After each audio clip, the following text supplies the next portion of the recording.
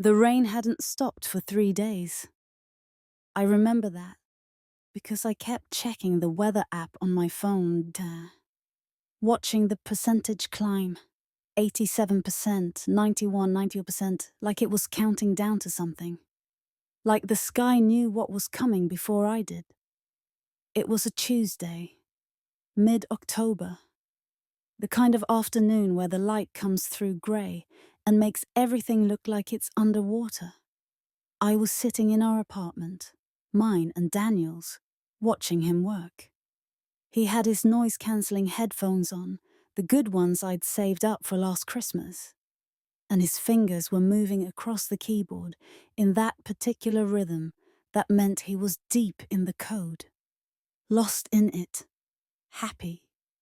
He was 16 years old, and he'd just sold his app for $3.7 million. $3.7 million.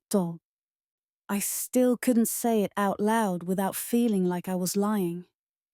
Daniel had built it in our living room over the course of 18 months. A scheduling app for people with autism and ADHD, something that understood how their brains worked, that didn't punish them for thinking differently. It had visual timers, sensory break reminders, task breakdowns that actually made sense. He'd built it for himself, really.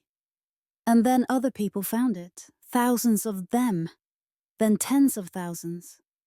Then a tech company in Seattle noticed.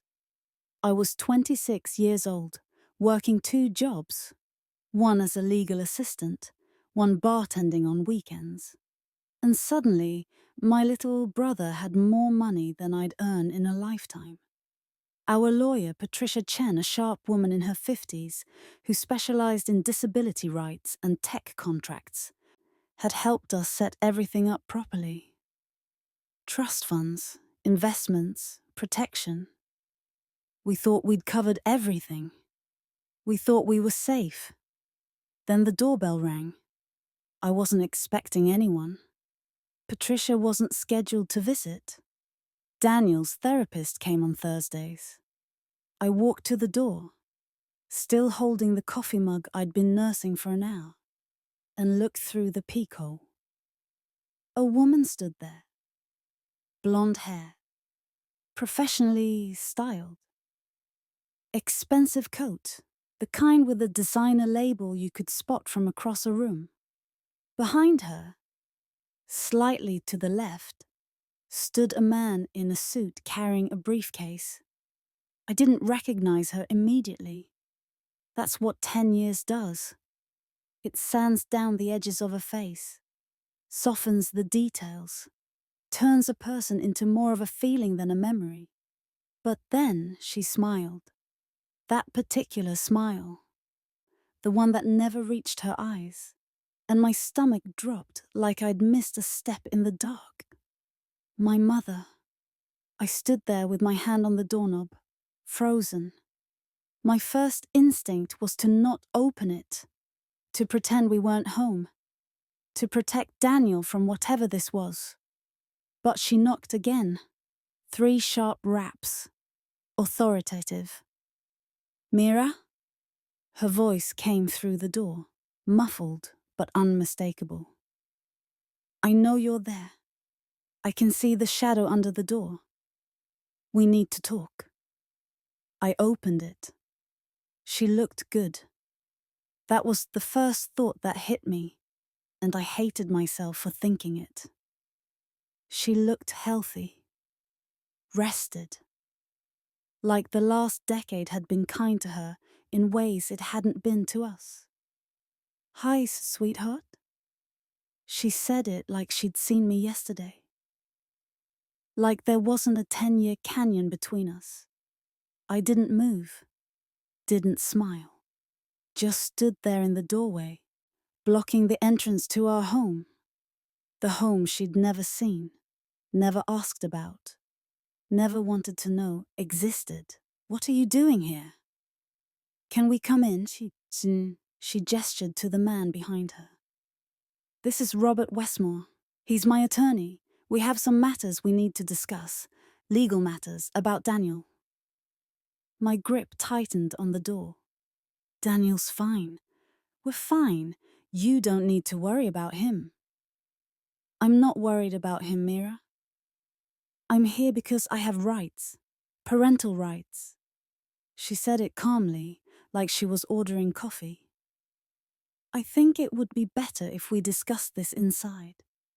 Unless you want your neighbors to hear about your family's private business. That was when I noticed them. The couple from 4B standing in their doorway, pretending to check their mail. Old Mrs. Kim from across the hall, suddenly very interested in watering the plastic plant in the hallway. I stepped aside. They walked in like they owned the place. My mother's eyes swept across our small living room. The second-hand couch Daniel and I had found on Facebook Marketplace. The walls we'd painted ourselves in soft blues and greys because harsh colors bothered him. The corner where his computer setup lived, 3 monitors forming a semicircle of light. Daniel was still there, still working, still wearing his headphones. He hadn't heard the doorbell, hadn't heard any of it. Wow, my mother said softly, looking around. This is cozy. Cozy. The word people use when they mean small, when they mean less than what they have. Robert Westmore set his briefcase on our coffee table, right on top of the library books Daniel had stacked there. He didn't ask. Just move them aside. Miss Torres. He addressed me with the kind of professional courtesy that somehow felt like an insult. Your mother has informed me of the recent windfall that your brother has come into. Windfall. Like it had fallen from the sky. Like Daniel hadn't spent every waking hour for a year and a half building something from nothing. Daniel earned that money, I said. My voice came out steadier than I felt. He built an app. He sold it, legally. We have lawyers. Everything was done properly. I'm sure it was, Robert said smoothly. However, there's the matter of parental rights and financial guardianship. Your mother never formally relinquished her parental rights to Daniel. She's still his legal parent. Which means she walked out on a 6-year-old autistic child and didn't look back for 10 years. The words came out hard, sharp-edged. I couldn't stop them. She didn't call, didn't write, didn't send money, didn't ask how he was doing. She left him with me, his 17-year-old sister, and disappeared. My mother flinched. Actually flinched. That's not fair, Mira. You don't know what I was going through. The stress of having a special needs child, the strain on my marriage. He has a name. I was surprised by how calm I sounded. How cold. His name is Daniel, and he wasn't straining anything. You just decided he was too difficult, too much work, too embarrassing. That's not true. Then where were you? I asked. Where were you when he was 7 and learning to tie his shoes, and it took him 3 months and he cried every morning because the laces felt wrong? Where were you when he was 8 and the other kids called him Robot Boy because he didn't understand their games? Where were you when he was 12 and had his first meltdown in public and people stared and I had to hold him in a bathroom stall until he could breathe again? Silence. Robert cleared his throat. Miss Torres, I understand this is emotional, but from a legal standpoint, I don't care about your legal standpoint. I was shaking now. Could feel it in my hands, my legs. You can't just show up after 10 years because you found out he has money. That's not how this works. Actually, Robert said, and his voice had changed, gotten sharper, more confident. That is precisely how this works. Your mother never signed away her rights. In the eyes of the law, she's still Daniel's parent, which means she's entitled to have a say in how his assets are managed, especially given his condition. Condition. Not autism. Not even disability. Condition. Like he was sick. Like he was broken. Daniel manages his own assets, I said. He has a team. Patricia Chen, one of the best tech and disability rights lawyers in the state, a financial advisor, a trustee, everything set up properly, everything legal. Set up by you, my mother said quietly, his older sister, who was 17 when you took custody of him, 17, Mira. You were a child yourself. I was the adult who stayed. She looked at me then, really looked at me, and for a second I saw something in her face. Shame, maybe, or guilt. But it passed quickly, replaced by something harder. I was drowning, she said. Your father had just left. I was working 2 jobs. Daniel needed so much attention, so much care. You were always so good with him, so patient. I thought you'd be better for him than I was. I thought I was doing the right thing. You thought you were doing the convenient thing. The words hung in the air between us. And now he's worth millions, and suddenly, you're ready to be his mother again. Robert cut in before she could respond. Miss Torres, let's be practical. Your mother is prepared to file a petition with the family court requesting shared guardianship of Daniel and oversight of his financial affairs. Given that she never formally relinquished her parental rights, we believe we have a strong case. However, she's willing to negotiate, to come to an arrangement that works for everyone. Arrangement. That word again. Like Daniel was a business deal. Like his life was something they could divide up and distribute. Get out, Mira. Get out of our home. I walked to the door, opened it wide. If you want to do this, do it legally, file your petition. We'll see you in court, but right now, I want you out. My mother stood up slowly. She looked at Daniel, still at his computer, still oblivious, still safe in his world of code and logic, and something flickered across her face. He looks good, she said softly. Happy. He is happy, because he's surrounded by people who actually love him, who didn't abandon him when he needed them most. She walked to the door, stopped in front of me. Up close, I could see the fine lines around her eyes, the expensive concealer trying to hide the dark circles beneath. She looked tired, older than I remembered. I know you hate me, she said quietly. I know you'll never forgive me for leaving, but I'm still his mother, Mira, and I have rights, whether you like it or not. Robert Westmore handed me a business card. Heavy cardstock, embossed letters, the kind that cost money to print. We'll be in touch, he said. I suggest you contact your attorney. Tell her to prepare for a custody and financial guardianship hearing. We'll be filing the petition by the end of the week. They left. I stood in the doorway for a long time after they were done, holding Robert Westmore's business card, listening to the rain, feeling like the walls were closing in. Then I heard Daniel's voice behind me. Mira T. Was someone at the door? He'd taken off his headphones, was looking at me with those clear grey eyes, curious but not concerned.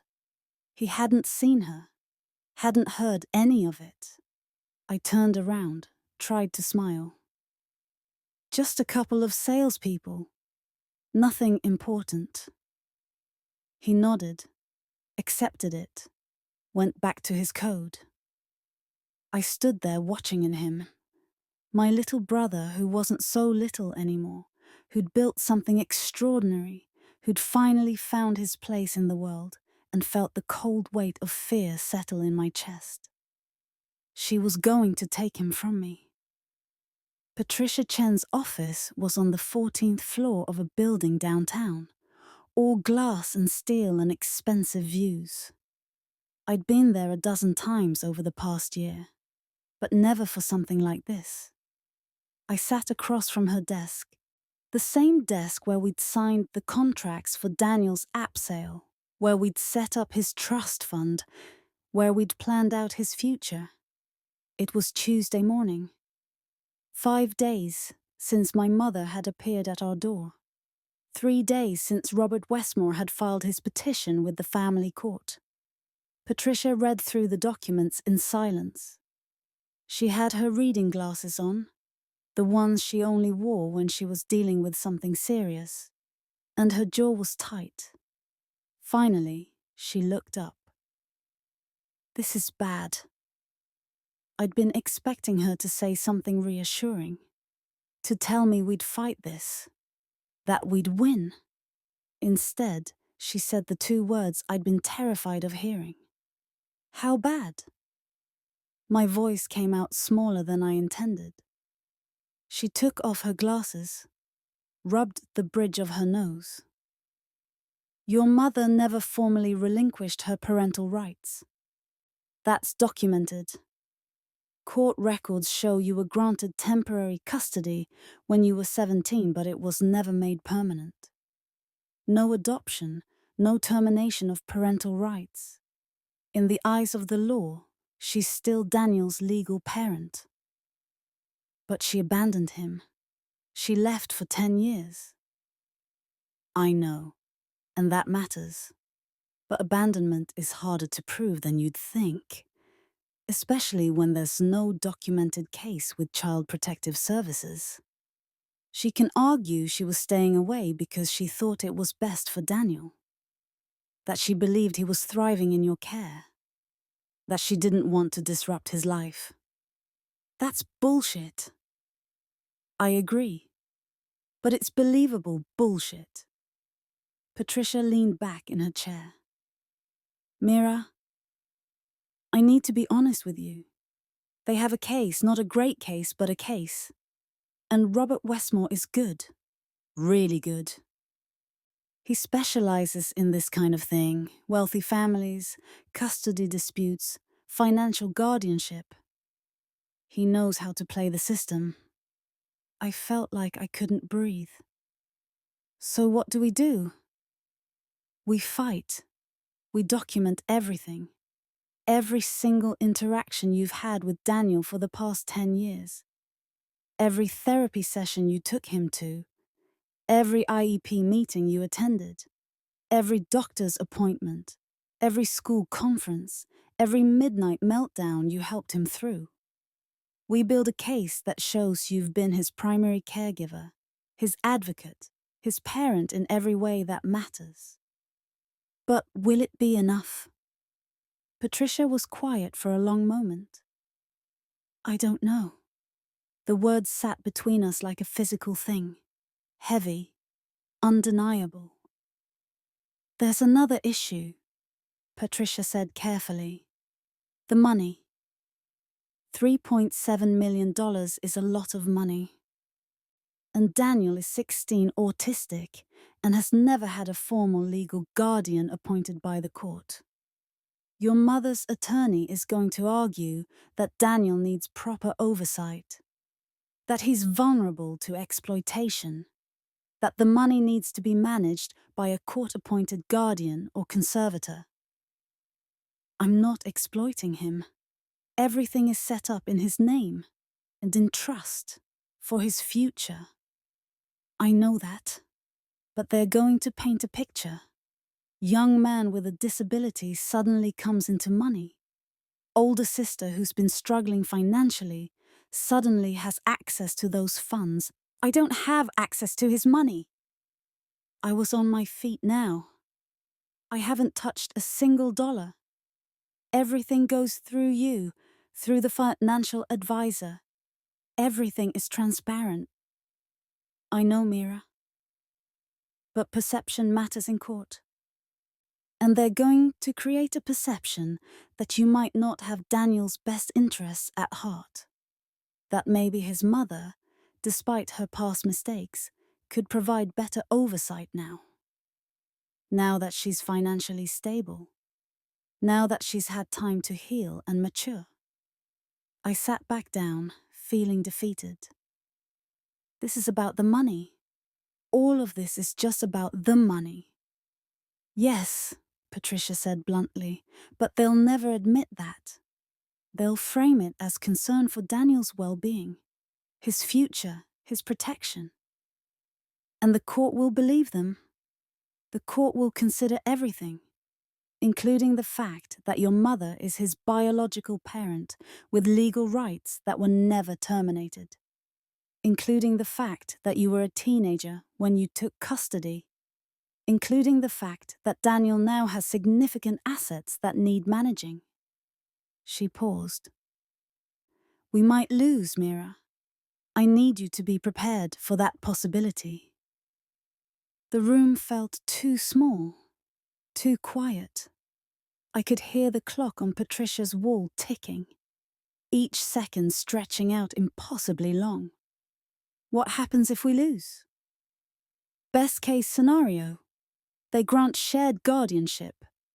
Your mother gets legal say in major decisions about Idan Daniel's life and finances. You'd have to consult with her on everything. Coordinate, compromise. Worst case? Patricia's expression said everything.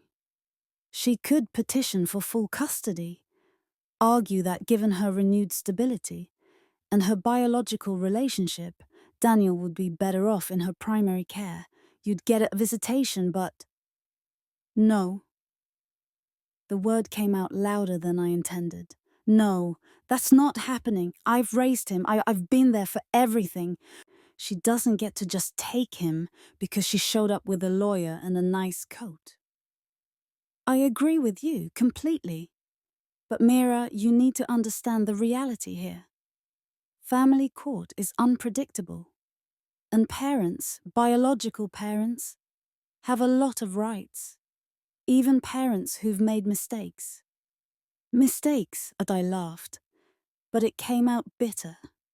She didn't make mistakes. She made a choice. She chose to leave. I know, and we'll make that clear in court. But we need to be strategic. We need documentation, evidence. We need people who can testify about your relationship with Daniel. His therapist, his teachers, his doctors. Anyone who can speak to the fact that you've been his primary support system. I nodded, trying to focus, trying to think clearly through the panic. What about Daniel? Does he have a say in any of this? He's 16? The court will consider his preferences, especially given his age and cognitive abilities. But they'll also evaluate his capacity to make informed decisions about something this significant. Patricia leaned forward. Has he met her? Does he remember her? I don't think so. He was 6 when she left, and his memory for faces isn't always great, especially emotional memories. I haven't told him she's back. I haven't told him any of this. You need to, soon. Before she files for a meeting with him, and because she will. Robert Westmore will advise her to establish a relationship, document it, show the court that Daniel is receptive to reconnecting with his mother. He's going to be devastated. The thought of it made my chest hurt. He's finally stable, finally happy. And I have to tell him that the mother who abandoned him wants back into his life because he has money. You don't have to phrase it that way. But yes, he needs to know, and Mira. Patricia's voice softened.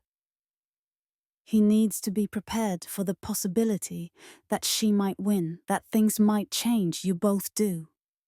I left Patricia's office feeling like I was walking through water. Everything was slow, distorted, wrong. The elevator ride down felt endless. The lobby was too bright, too busy, too loud. I stood outside the building in the rain. Because of course it was still raining, because the universe had a sense of dramatic timing, and tried to figure out how to tell my little brother that the nightmare we'd escaped from 10 years ago was coming back for him. My phone buzzed. A text from Daniel. Working on the new update. Found a way to optimize the sensory break algorithm. Pretty excited about it. Pizza for dinner? Simple. Direct? Happy. I stood there in the rain, reading his message, and felt something shift inside me. Something hard and cold and determined. She wasn't going to take him. I didn't care what Patricia said about legal rights and biological parents and unpredictable courts. She wasn't going to take him. I just had to figure out how to stop her. I told Daniel that night.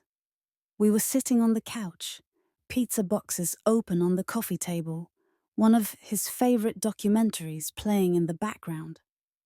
Something about space exploration. He loved space. Loved the order of it, the mathematics, the way things followed predictable patterns. Daniel, we need to talk about something. He looked at me, curious but not alarmed. Okay. Do you remember, Mom? His face didn't change. The lady who used to live with us before? When I was little? Yeah, her. He thought about it, the way he always did when accessing memories. Careful, methodical. Sort of.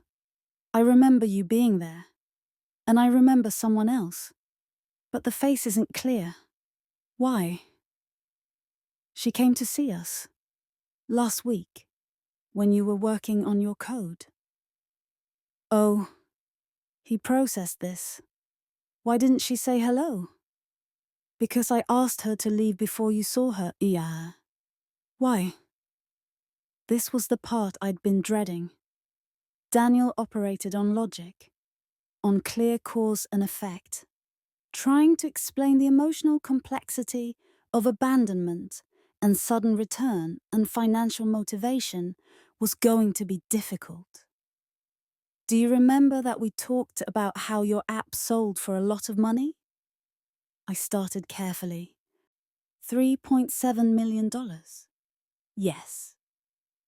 He said it the way someone might say it's Tuesday. Just a fact. No emotion attached. Well, Mom heard about that, and she wants to be involved in your life again. He tilted his head slightly, the way he did when something didn't compute. She wasn't involved before. Why now? There it was, the question, direct and devastating. Because of the money, I said. No point in sugarcoating it. She thinks she should have a say in how it's managed, and she's hiring lawyers to try to get legal rights to make decisions for you. He was quiet for a long time. I watched him processing, watched the tiny movements in his eyes as he worked through the logic of what I'd said. Finally, that doesn't make sense. She left? You stayed. You helped me with everything. You're the one who encouraged me to build the app. You're the one who found Patricia to make sure everything was legal. Why would she get to make decisions now? Because legally, she's still your parent. I was 17 when I took custody of you, and we never officially made it permanent. So in the eyes of the law, she still has rights. But she didn't use those rights for 10 years. I know. And now she wants them because I have money. Yes, He picked up a piece of pizza, examined it, put it down without eating. That's not logical. That's not fair. No, it's not. Are you scared? He asked it simply, the way a child would. And despite everything, despite the app and the money and the maturity he'd developed, in some ways, he was still a child, still my little brother who needed protection. A little, I admitted. But I'm more angry than scared. What's going to happen? We're going to fight it. Patricia is helping us. We have a court date next month. The judge will decide who gets to make decisions about your care and your money. Will they make me live with her? The fear in his voice, small and real and young, broke something in me. No. I said it with more confidence than I felt. I won't let that happen. You promise? I looked at him, at his grey eyes and his familiar face and the trust written across every feature. And I wanted to promise. Wanted to say yes, absolutely. I'll keep you safe. Nothing will change. But I'd never lied to him. Not about anything important. I promise I'll do everything I can, I said instead. Everything. But Daniel, you need to understand that sometimes the legal system doesn't make sense. Sometimes things happen that aren't fair or logical. We might have to deal with some changes, some things we don't want. He nodded slowly. Will you still be here? Even if things change? Always, I said. No matter what happens, no matter what any court says, I will always be here for you. That's not changing. He leaned against me then, the way he used to when he was small, solid and warm and trusting. Okay, he added quietly, then we'll be okay. I held him and watched the documentary play out. Distant galaxies and mathematical precision and the cold comfort of cosmic order, and wished that the world actually worked according to predictable patterns. But it didn't. And the next morning, everything got worse. The article appeared in the Seattle Times business section. Local teens app sale. Sparks family custody battle. Someone had leaked it. Robert Westmore, probably. Or maybe one of the court clerks. It didn't matter. What mattered was that suddenly our private nightmare was public. The article was careful. Legally careful. It didn't name Daniel explicitly. Privacy laws protected minors. But it gave enough details that anyone paying attention could figure it out. 16-year-old autistic developer. Sale to major Seattle tech company. Estranged mother seeking guardianship. The comment section was worse. She abandoned him and now wants his money? Disgusting. But she's still his mother. Maybe she was overwhelmed. Maybe she's changed. This is why disabled kids need professional oversight. Family members can't be trusted with that much money. The sister is probably spending it all anyway. The mom is right to step in. On and on and on. Strangers arguing about our lives, making judgments, taking sides. My phone started ringing. Reporters, bloggers, someone from a disability advocacy group wanting to highlight Daniel's story. Someone else from a parents' rights organization wanting to defend maternal rights. I turned off my phone. Daniel saw the article. Of course he did. He saw everything. He read every tech news site, every business journal, everything related to app development and sales. He came out of his room that morning holding his tablet. his face unreadable. "They're talking about me," he said. "I know. I'm sorry. They're calling me the autistic teen like that's all I am. It's not all you are. It's not even the most important thing about you." He sat down at the kitchen table, still holding the tablet. "Some of the comments are mean. They're saying I can't manage my own money because I'm autistic, that I need someone else to make decisions for me. Those people don't know you. But the court will listen to them, won't they? If enough people say I need oversight, the court will think it's true." He was right. Public perception mattered. And right now, the narrative being built was that Daniel was vulnerable, potentially incompetent, in need of protection. "We'll change the narrative," I said, with more confidence than I felt. "Patricia's working on it." But when I talked to Patricia later that day, her news wasn't encouraging. "The article was deliberate," she said. "Robert Westmore is controlling the story. He's painting your mother as concerned, reasonable, just trying to protect her son. And he's painting you as the overprotective sister who might be exploiting Daniel's success. That's insane. That's strategy. And it's working. I've already had 2 calls from advocates asking if Daniel has proper legal representation, if he's being taken advantage of. The doubt is spreading. So what do? We don't engage with the media. We don't comment. We let the court handle it. But Mira," she paused, "I've been reviewing their petition more carefully. Robert is asking for an emergency evaluation. He wants the court to appoint an independent psychologist to assess Daniel's capacity for managing his finances and making major life decisions. Daniel is perfectly capable, I know, but an evaluation could go either way. If the psychologist determines that Daniel needs a conservator, that he's vulnerable to coercion or confusion, then the court might side with your mother, might decide he needs more oversight than you alone can provide." "When does this happen?" "The hearing for the emergency evaluation is next week. If the judge grants it, Daniel will be assessed within 2 weeks after that." 1 month. We had maybe 1 month before everything changed. "Patricia, we need to win this. I can't lose him." Her voice softened. "I'm going to do everything I can. But Mira, you need to prepare yourself.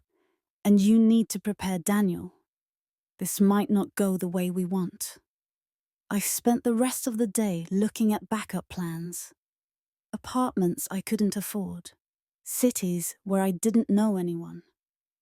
Trying to figure out if there was a way to run, to escape, to just disappear with Daniel and start over somewhere no one could find us. But that was fantasy. Running would mean giving up everything Daniel had built. His life, his stability, his future. And it would make me look guilty, make it look like I had something to hide. So we stayed. And we waited. And then, 3 days before the evaluation hearing, Daniel did something I wasn't expecting. He asked to meet her. "I want to talk to her." We were in the car, driving back from Daniel's therapy session. It was late afternoon, the kind of grey October light that makes everything look tired. "What?" "Our mum. I want to meet her, to talk to her." I nearly drove off the road. "Danielle, no, that's not a good idea." "Why not?" "Because she's trying to take you away from me. Because she's using you, because seeing her will just make things more complicated." "But I don't remember her," he said it simply, logically. "And if she's going to be part of my life, if the court might make her part of my life, then I should know who she is. I should make my own assessment. Assessment? Of course. That's how his brain worked. Gather data, analyze, conclude. Daniel, she left you. She abandoned you when you were 6 years old and never looked back. She doesn't get to suddenly be your mother again, just because you have money. I know that, but I still want to talk to her. Why? He was quiet for a moment, looking out the window at the rain. Because I want to understand why she left, why she came back, what she actually wants. And I want to see if I can tell when she's lying. That caught me off guard. What? I'm not good at reading faces. We both know that. But I've been practicing, working with Dr. Sarah, and I want to test it. I want to see if I can read her. There was something in his voice, something calculating. Something that reminded me that despite his social challenges, Daniel was brilliant, strategic, and maybe, just maybe, he had a plan. You want to see if she's genuine, I said slowly. I want to see if she's genuine, and I want to hear what she says when she thinks I might be on her side. I glanced at him, this 16-year-old who was supposed to need protecting, and realized he was already protecting himself. Okay, I said, but I'm coming with you, and Patricia needs to know about this. We do this carefully, legally, nothing that could be used against us. He nodded. Okay, all. So we set it up. Patricia contacted Robert Westmore, arranged a meeting in a neutral location, a cafe near the courthouse, public enough to be safe, private enough for conversation. Patricia would be there, Robert would be there. Everyone had to agree that this was Daniel's choice, not coercion, not manipulation. The meeting was set for Saturday morning. I didn't sleep the night before. The cafe was one of those modern places, all exposed brick and Edison bulbs and artisan coffee. Too trendy for its own good. We arrived 15 minutes early. Patricia was already there, sitting at a corner table with her briefcase open, reviewing notes. Remember, she said quietly when Daniel and I sat down, this is his meeting. He leads the conversation. You're here as support, but don't speak unless he asks you to. Don't get defensive. Don't argue. Just observe. I nodded. My stomach twisted in knots. They arrived 10 minutes late. A power move, probably. My mother wore a soft grey sweater, jeans, minimal makeup. The costume of a concerned parent, not a corporate lawyer's client. Robert Westmore carried a leather portfolio instead of his briefcase. Softer. Less intimidating. Everything calculated. My mother saw Daniel and something flickered across her face. Recognition, maybe, or performance. I couldn't tell. She sat down across from him and, Daniel, hi. He looked at her, studied her, didn't smile. Hi. You probably don't remember me. She started, her voice gentle, maternal. You were so young when I had to leave. But I want you to know I thought about you every day. Every single day, I wondered how you were doing. Did you? Daniel asked. Simple question. No inflection. She blinked. Of course I did. You're my son. But you never called, never wrote, never visited. It was complicated, sweetheart. I was dealing with a lot. Your father had left. I was struggling financially, emotionally, and you needed so much care, so much attention. I thought Mira was better equipped to help you. That me staying away was better for everyone. Was it better for everyone? Daniel tilted his head. Or was it better for you? Patricia made a small noise. Approval, maybe. My mother's smile faltered. I deserved that. I know I made mistakes. I know I hurt you. But I want to make it right, Daniel. I want to be part of your life again. Because I have money now. No. She said it firmly. Because I've grown, because I've healed. Because I've realized that running away from difficulty doesn't solve anything. And because you deserve to have a mother who's present. Who can help guide you? Who can protect you? Mira protects me. I'm sure she does. And she's done an amazing job. But Daniel, she's your sister. She was 17 when she took custody of you. That's a lot of responsibility for someone so young. And now you have all this money, all these decisions to make. Don't you think you deserve to have an adult in your corner? Someone with experience. Someone who's actually your parent. The manipulation was smooth. So smooth. Praising me while undermining me.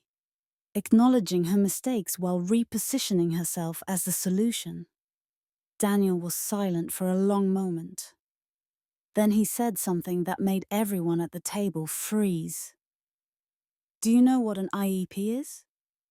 My mother blinked. A what? An individualized education program. It's what schools create for students with disabilities. They're legally required to have them, and parents are required to attend the meetings. Mira's been to 23 of them for me. How many did you go to? Silence. Do you know who DeSarah is? My mother shook her head. She's my therapist. I've been seeing her since I was 8 years old. She specializes in autism and adolescent development. Mira found her. Drove me to appointments every week for 8 years. Sometimes twice a week when things were difficult. Can you name a single professional who's been involved in my care? My mother's face had gone pale. Daniel wasn't done. Do you know what stimming is? What sensory overload feels like? What an executive function disorder means? Do you know why I wear noise-cancelling headphones? Why I don't like bright lights?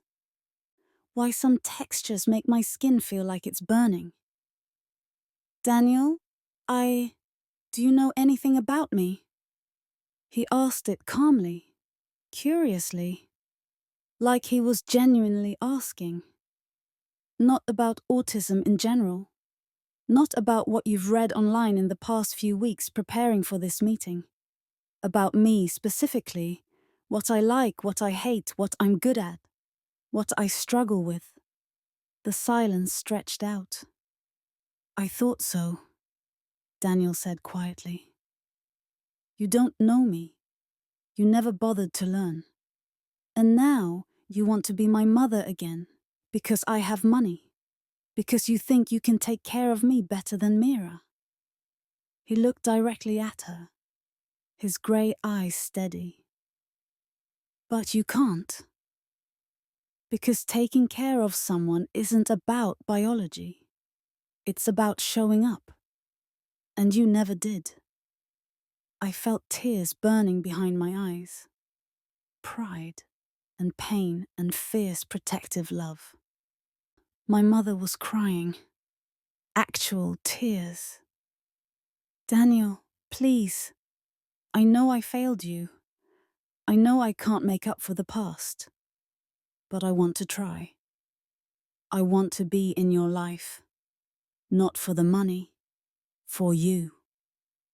If it's not about the money, sure, Daniel said. Then sign the papers. Robert Westmore sat up straighter. What papers? Daniel looked at Patricia.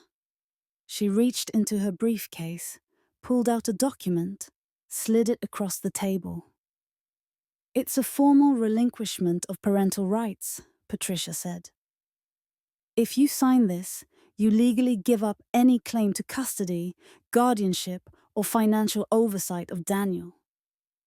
You could still have a relationship with him, if he wants that, but you'd have no legal standing. No ability to make decisions about his care or his assets. My mother stared at the document, then at Robert, then at Daniel. This is a test. Her voice had changed, gotten harder. Yes, Daniel said simply. If you really want to be in my life for me, not for money, then signing this shouldn't matter. We can build a relationship without you having legal control. But if you won't sign, he shrugged. Then I know what this is really about. Robert Westmore leaned over, whispered something to my mother. Her face went through a series of changes. Shock, anger, calculation. Finally, she pushed the document back across the table. I can't sign this. Her voice was cold now, the maternal warmth gone. Not without consulting my attorney properly. This is manipulation, Daniel. This is your sister putting words in your mouth, turning you against me. Mira didn't tell me to do this, Daniel interrupted. She didn't even know I was going to ask. This is me, my decision, my test. He stood up. I have my answer now. Thank you for meeting with me. He walked out. I followed, Patricia right behind me. My mother called after us. Daniel, wait. Please, this isn't fair. But Daniel didn't stop, didn't look back. We made it to the car before I started shaking. That was... Patricia started, then stopped. Laughed. Actually laughed.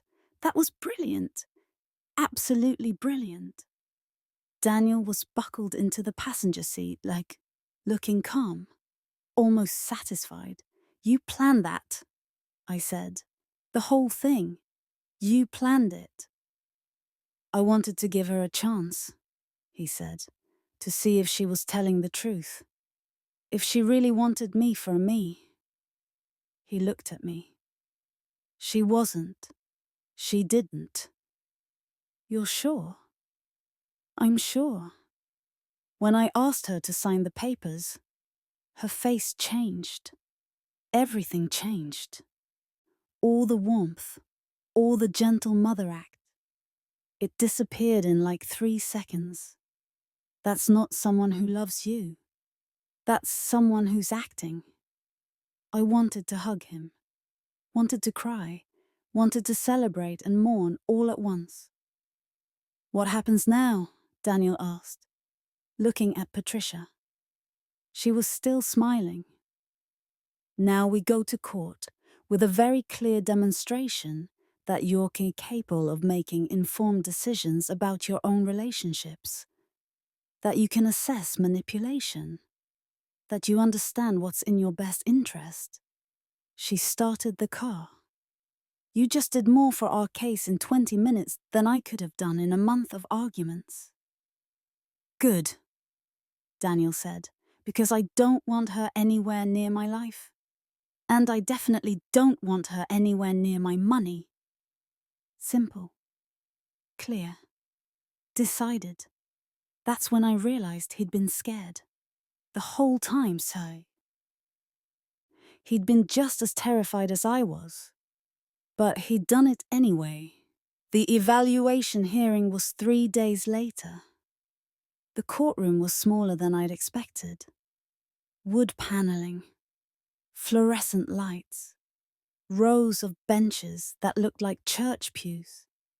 It smelled like furniture polish and old paper. Judge Marilyn Okafor presided, a black woman in her 50s, sharp-eyed and impatient. She'd read all the briefings, reviewed all the documents. Now she was watching as Robert Westmore made his case for why Daniel needed an independent evaluation. Your Honor, we're simply asking for clarity. Daniel Torres is a minor with autism spectrum disorder who has recently come into significant wealth. The family dynamics here are complex, and there's clear tension between the parties. We believe an independent evaluation would serve everyone's best interests, including Daniel's. It would establish clear parameters for his care and financial management. Judge Okafor looked at Patricia. Counsel? Patricia stood.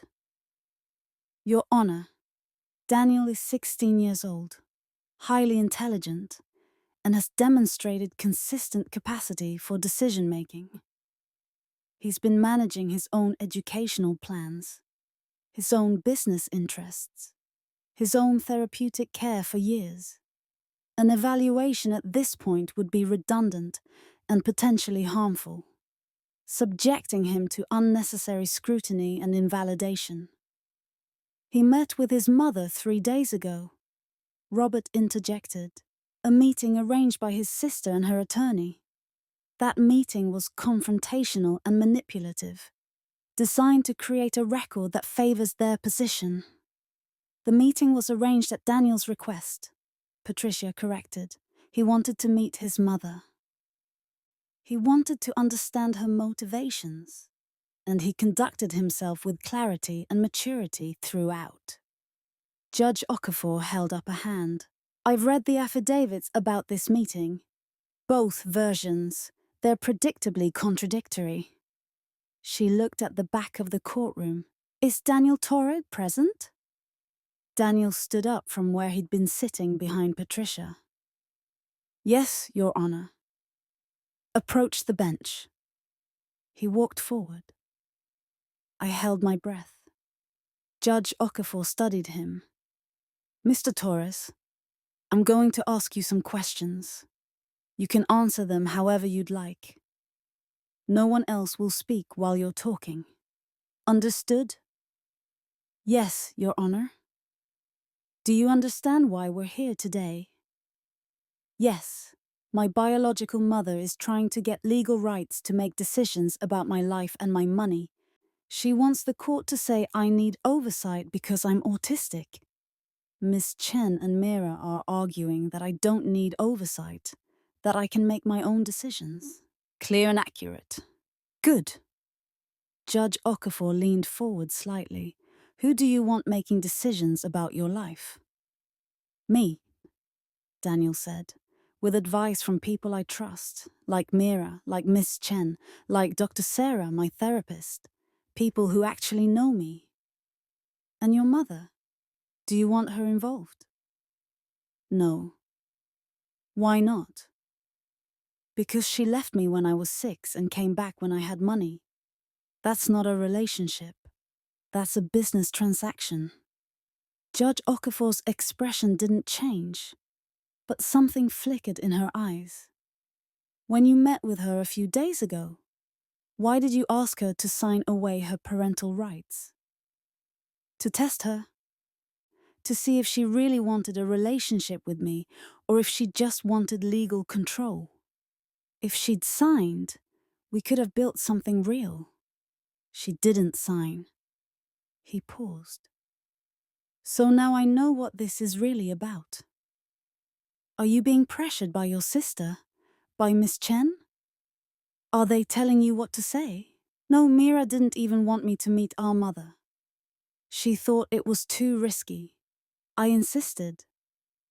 This is what I want, not what anyone told me to want. Judge Okafor sat back. Mr. Torres, I'm going to ask you a difficult question. If I grant your mother some degree of guardianship or financial oversight, what would you do? Daniel thought about it. I'd comply with whatever the court orders, because that's the law. But I'd also start planning for my 18th birthday, because that's when I'm legally an adult, and no one can make decisions for me anymore. He looked directly at the judge, and I'd probably never speak to my mother again, because I'd know the court forced her into my life against my will, and I'd resent that forever.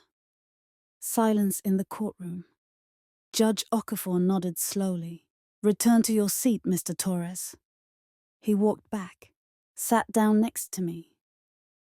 His hands were shaking slightly, but his face was calm. Judge Okafor reviewed her notes, looked at Robert Westmore, looked at Patricia, looked at my mother, who was sitting perfectly still, her face unreadable. "I'm denying the request for an emergency evaluation," she said finally. "Based on my own observations here today and the documented evidence of Daniel Torres' capacity for self-advocacy and decision-making, I don't believe an additional evaluation is warranted at this time." I felt Patricia exhale beside me. "However," Judge Okafor continued, "I'm scheduling a full custody and guardianship hearing for December 15th. At that hearing, we will address the question of whether Miss Andrea Torres's parental rights should be formally terminated and whether Mirabel Torres should be granted legal guardianship. Both parties will have the opportunity to present evidence and testimony." She looked at my mother. "Ms. Torres, you have every legal right to pursue this case. But I'm going to be very clear with you. The standard for terminating parental rights is as high. But abandonment is taken seriously in this court. If you want to maintain any relationship with your son, I suggest you think carefully about whether this legal action is in his best interests or yours." Robert Westmore stood. "Your Honor, my client is simply trying to—" "I know what your client is trying to do, counsel, and we'll examine that in December. For now, status quo remains. Daniel Torres continues in his sister's care. No changes to financial arrangements. We'll reconvene in 6 weeks." She banged the gavel. We'd won. At least for now. The next 6 weeks were strange. On the surface, everything went back to normal.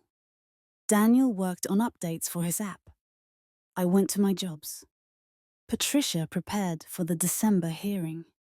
The world kept turning. But underneath, everything felt fragile, temporary. My mother didn't go away. She hired a private investigator to document our daily life, trying to find something, anything she could use against us. We'd see him sometimes, a man in a sedan parked across the street, cameras with long lenses. Patricia filed complaints. He'd disappear for a few days, then come back. The media attention faded, mostly. A few follow-up articles. Some think pieces about autism and financial capacity and family rights. But the internet has a short attention span. Something else became the outrage of the week. Daniel seemed fine. But I knew him well enough to see the small signs. He was sleeping less, stimming more, hand flapping, rocking, humming under his breath. Signs of stress he usually kept controlled. "I'm okay," he'd say when I asked. "Just thinking." About what? About how to make sure we win, Idze. That worried me. "Daniel, that's Patricia's job, and mine. You don't have to figure this out, do you?" "I know, but I want to help." He spent more time on his computer. I assumed he was working on his app, losing himself in code the way he always did when stressed. I should have paid more attention. The December hearing arrived faster than I wanted. Suddenly it was the 15th, and we were back in that courtroom. and Judge Okafor was calling the session to order. This time, it was formal, official. Both sides presented evidence. Patricia went first. She brought Daniel's therapist, Dr. Sarah Martinez, who testified about his emotional development, his capacity for self-care, his strong bond with me. She brought his former teachers, who talked about how I'd attended every IEP meeting, advocated for his needs, helped him navigate social challenges. She brought financial records showing every penny of his app money was properly managed, properly protected. Then Robert Westmore presented his case. He brought a psychologist who'd never met Daniel, but spoke in general terms about autism and vulnerability and the need for oversight. He brought financial experts who talked about how often young people with sudden wealth are exploited by family members. He brought character witnesses who testified about my mother's stability, her successful career, her regret about the past. He painted a picture of a woman who'd made mistakes but had grown, who wanted to make amends, who could provide the kind of mature guidance Daniel needed. And then my mother testified. She sat in the witness box, looking composed, professional. She talked about her mental health struggles after my father left, her inability to cope, her belief that leaving Daniel with me was the kindest option at the time. I was drowning, she said, her voice catching. And I convinced myself that Mira was better equipped to care for Daniel, that he'd be happier with her. And he was. He is.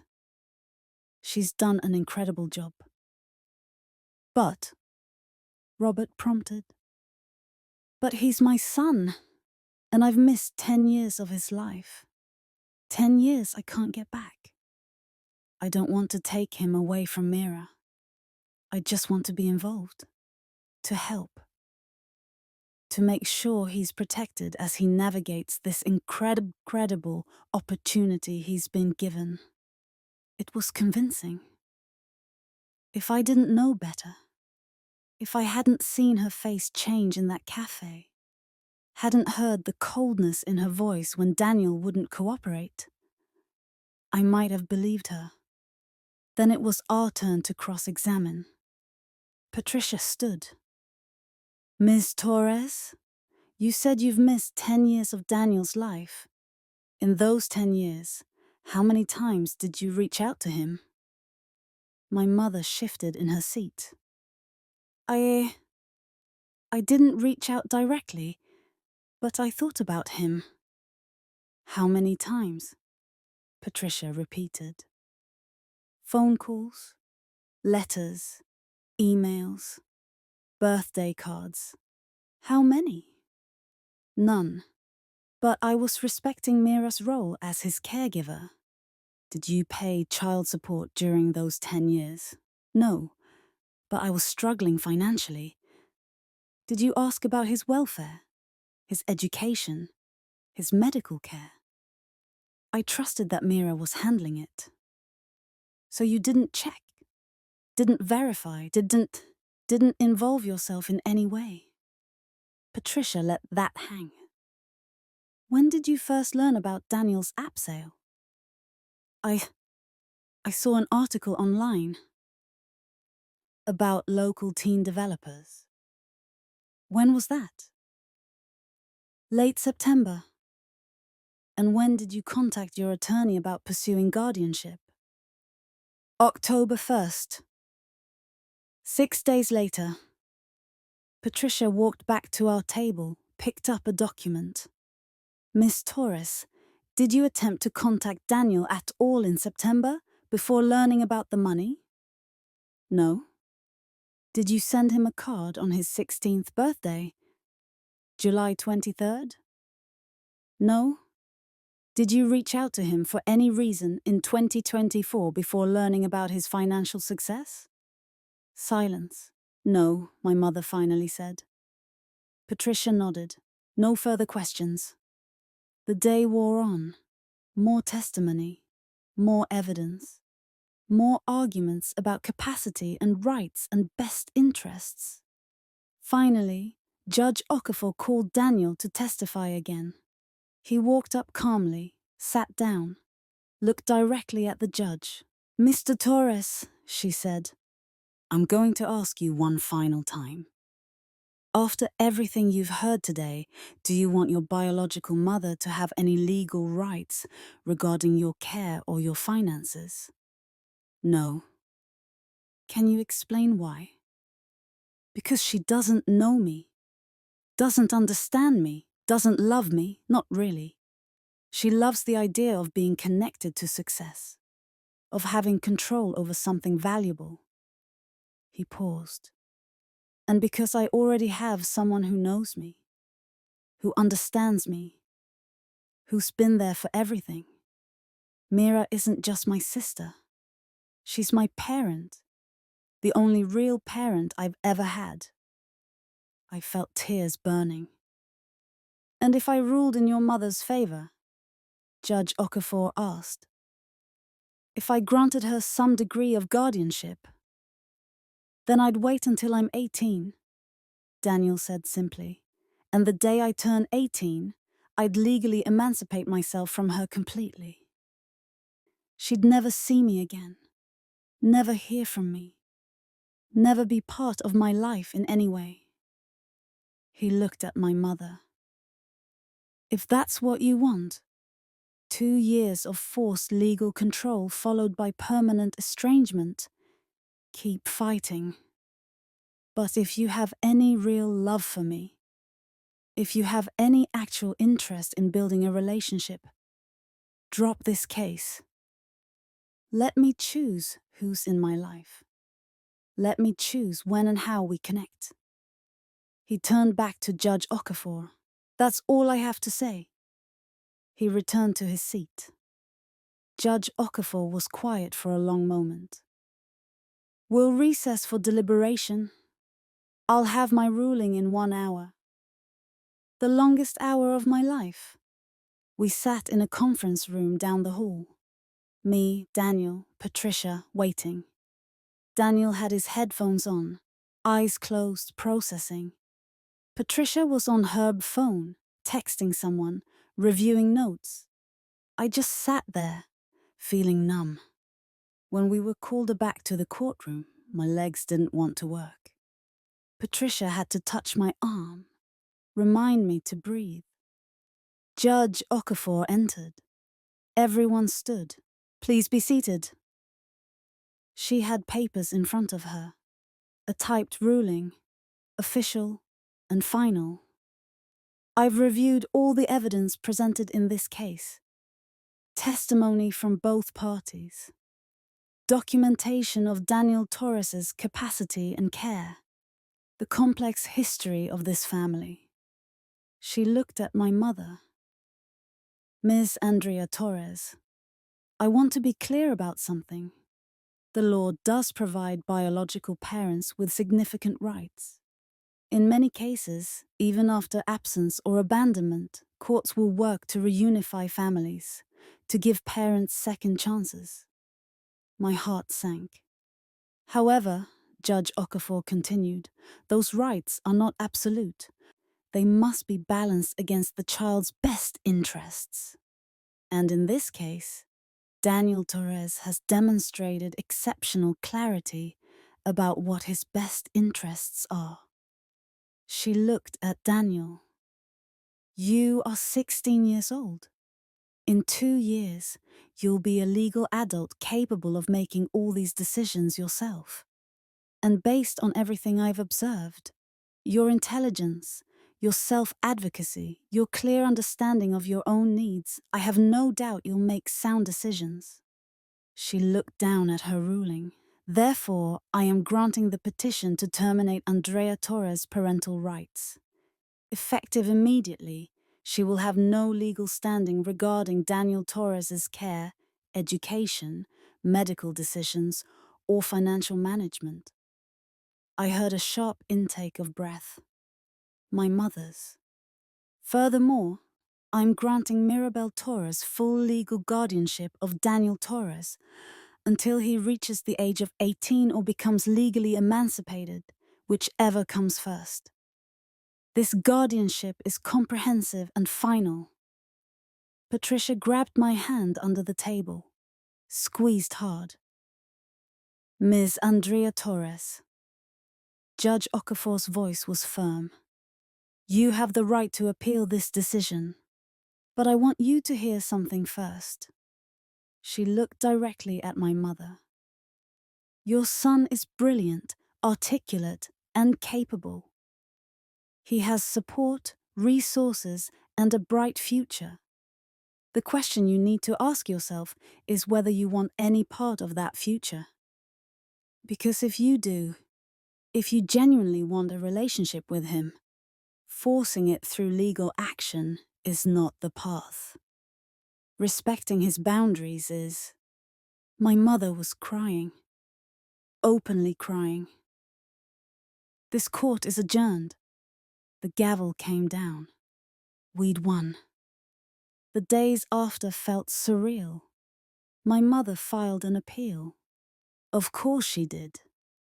Robert Westmore advised her that she had grounds, that they could argue the judge had been biased, that the ruling was too absolute.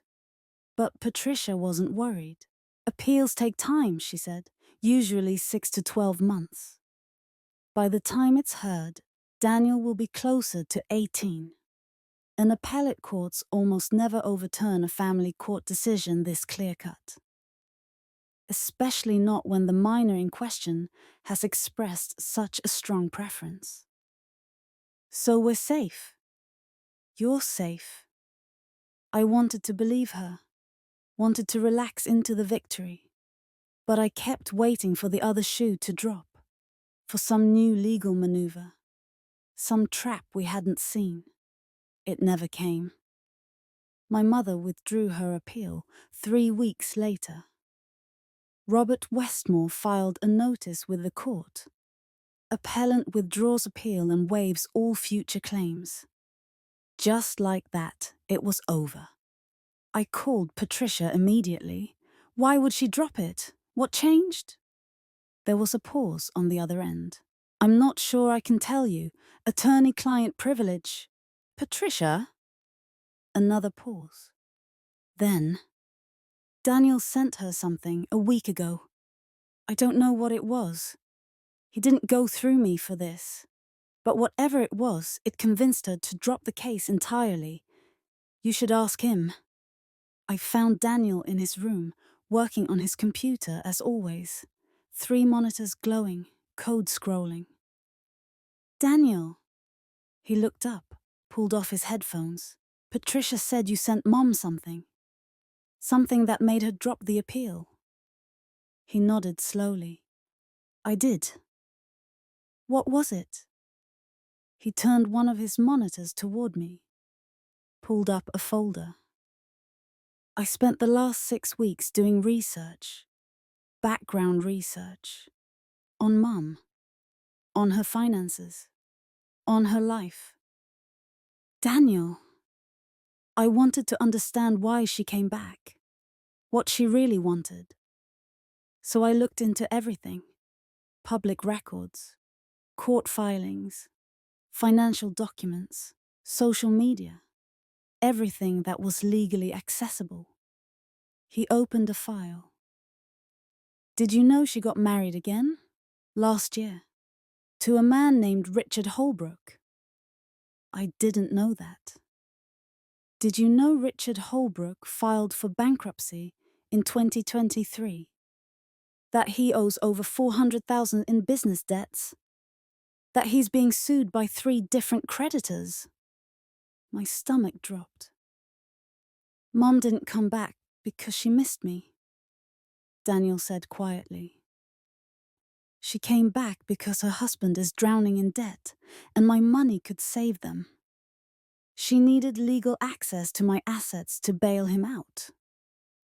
How did you... Public records, court filings. It's all there if you know where to look. He pulled up another file. I compiled everything, created a report, sent it to her with a message. What did the message say?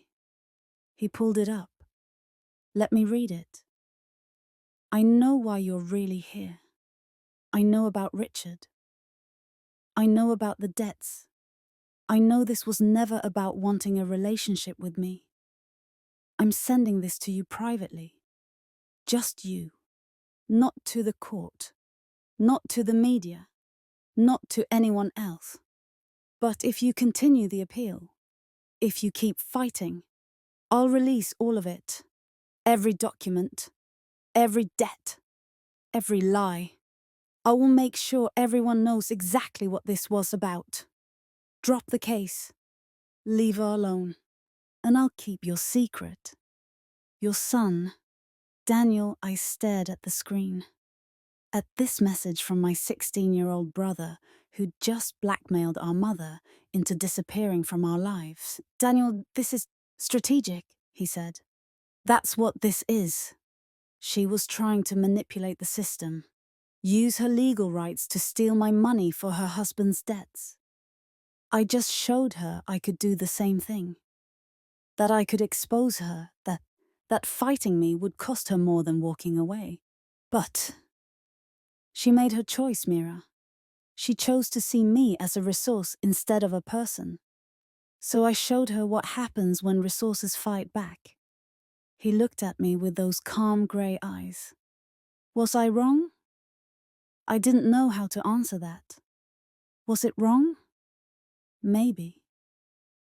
Definitely morally complicated. But it was also effective. And protective.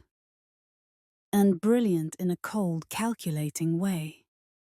No, I said finally. You weren't wrong. You protected yourself. You protected us. He nodded, satisfied. Good. Because I don't want to do something like that again. But I would if I had to. If she ever comes back. If anyone ever tries to take advantage of me again. He turned back to his computer. I learned something from all this. What's that? That being autistic doesn't mean being helpless. That people will underestimate me. That they'll think I can't see manipulation or understand social games. But I can. I just process it differently. And sometimes that's an advantage. He pulled his headphones back on. I'm done being underestimated. I left him there, working on his code, protected by his own intelligence and the fortress of documentation he'd built. My little brother, who wasn't so little anymore. Christmas came. New Year's. January. The appeal never resurfaced. My mother sent one email, to Patricia, not to me, not to Daniel, saying she understood the court's decision and would respect it. Robert Westmore's name appeared in the news a few months later. Some scandal about misleading clients, manipulating evidence.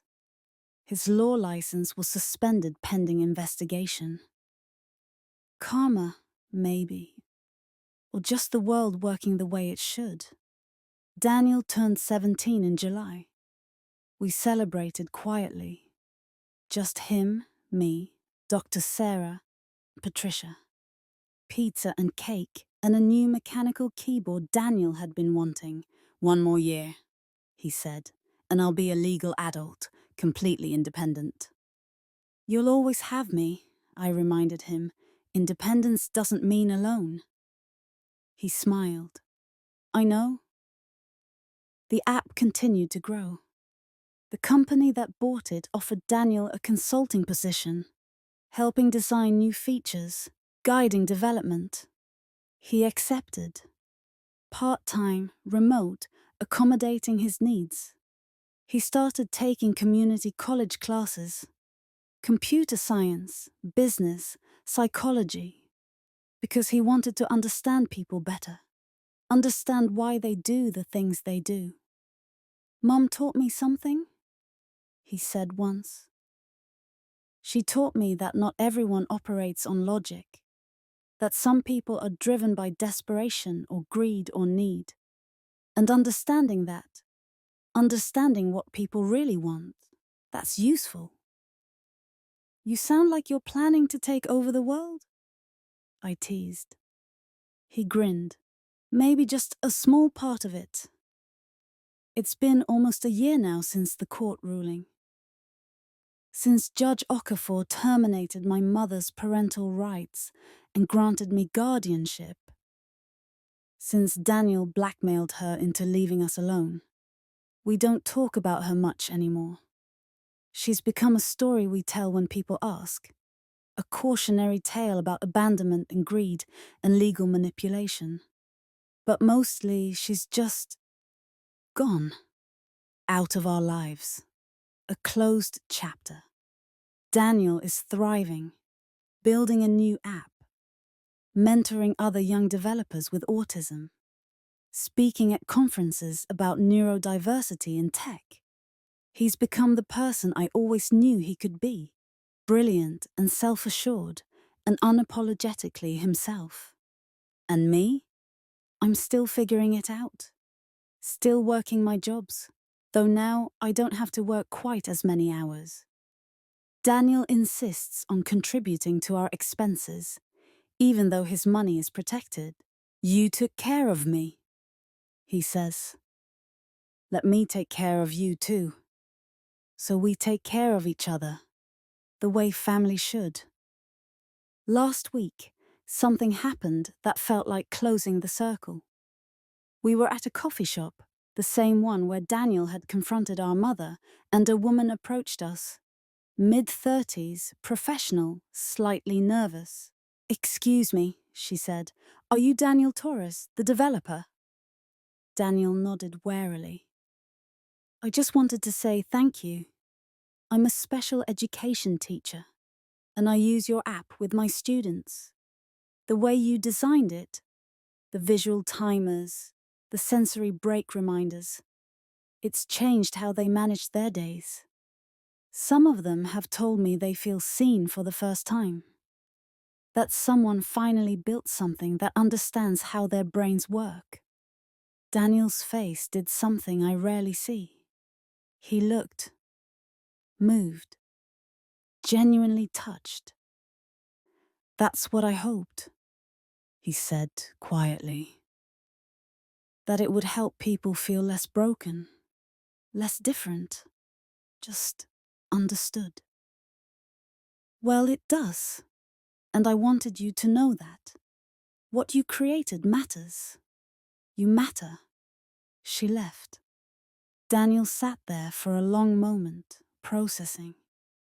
You know what the best part is? He said finally. She didn't mention the money. Didn't ask about the sale, didn't care about any of that.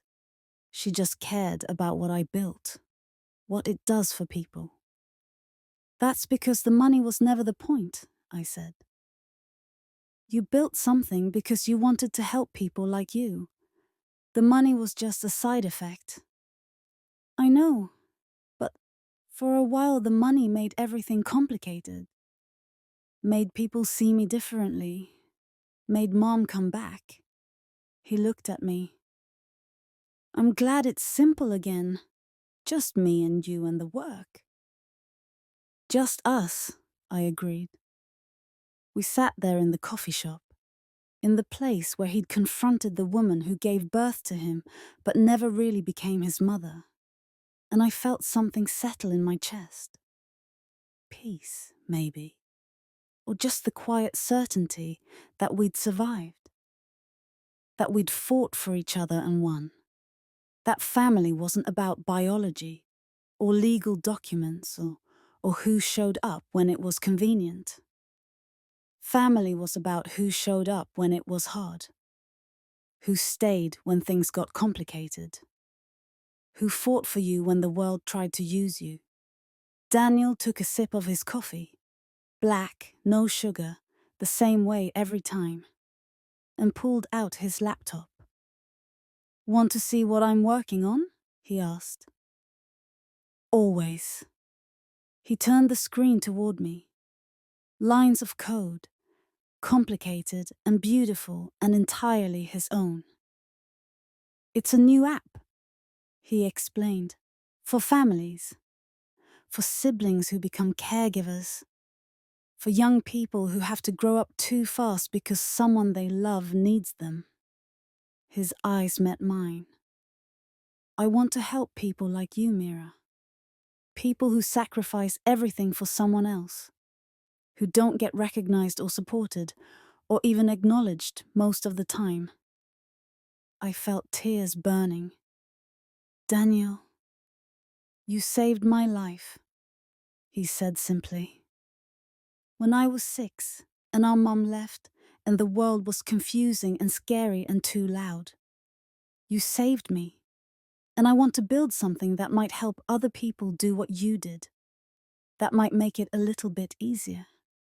I reached across the table, took his hand, squeezed. You're going to change the world? I said. You already have. He smiled. Maybe. But first, I'm going to change it for the people who changed it for me. We sat there in the coffee shop, in the grey Seattle afternoon, my little brother and me. The autistic kid who'd built a fortune and the sister who'd raised him.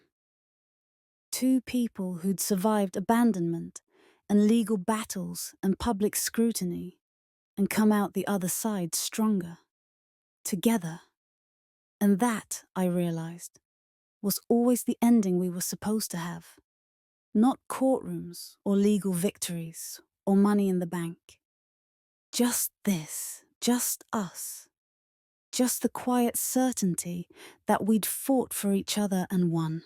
If you've ever been underestimated, if you've ever been seen as less than you are, if you've ever had to fight to prove your worth, this story is for you. Because sometimes the quietest victories are the most powerful. Sometimes letting someone talk is how you let them expose themselves. And sometimes the people who try to take everything from you end up revealing exactly who they are. Daniel taught me that. At 16 years old, autistic, brilliant and brave, he taught me that power doesn't have to be loud. That justice doesn't have to be violent. That sometimes the best revenge is simply refusing to be used. My mother came back for money. She left empty-handed and exposed. And we're still here. Building, growing, thriving. That's the ending that matters. Not what she tried to take, but what we refuse to give up. Each other.